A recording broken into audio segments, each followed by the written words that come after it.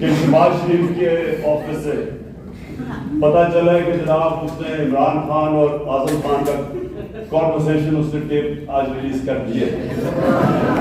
پہلے تو آپ کو پتا ہونا چاہیے آفیشیل سیکرٹ ایکٹس کے خلاف ہے.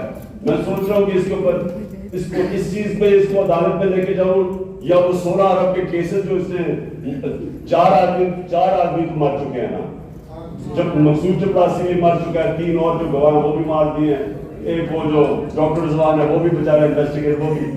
تو ہمیں تو سمجھ نہیں آتی شروع کدھر سے کریں. ان کے اوپر اتنی کتابیں ہیں کی چوریوں اور جرموں پہ. لیکن میں یہ کہتا ہوں کہ اچھا چلو اچھا ہے کہ تم نے سائفر کو لے آئے, اب پبلک کر دو سائفر.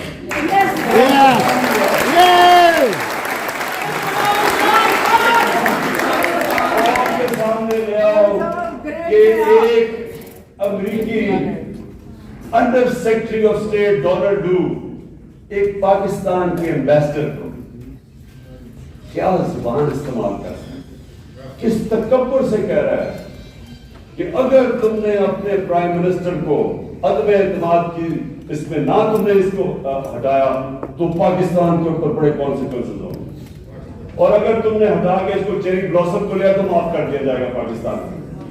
یہ سائبر میں یہ لکھا ہوا ہے. چیری بلاسم میں نے خود ایڈ کر دیا.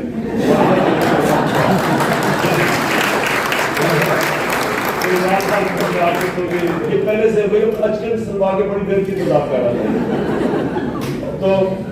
تو یہ میں آج چاہتا ہوں کہ یہ آپ سائفر کو پبلک کے اندر لے آئیں.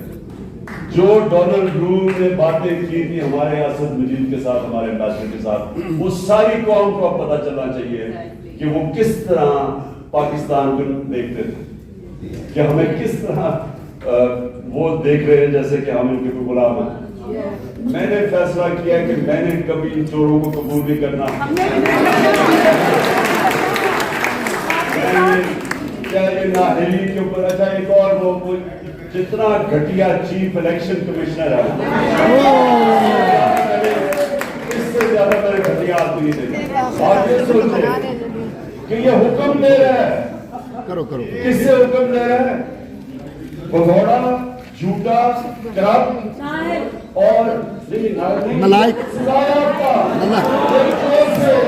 حکم دے رہا ہے کہ جناب کس دن ہمارے ریزگنیشن ایکسپٹ کر لیں.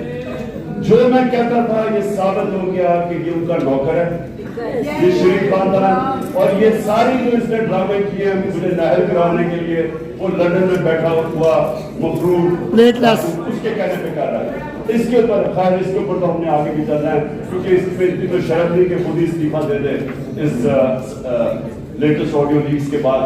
لیکن انشاءاللہ اس کو ہم عدالت میں بھی لے کے جائیں گے.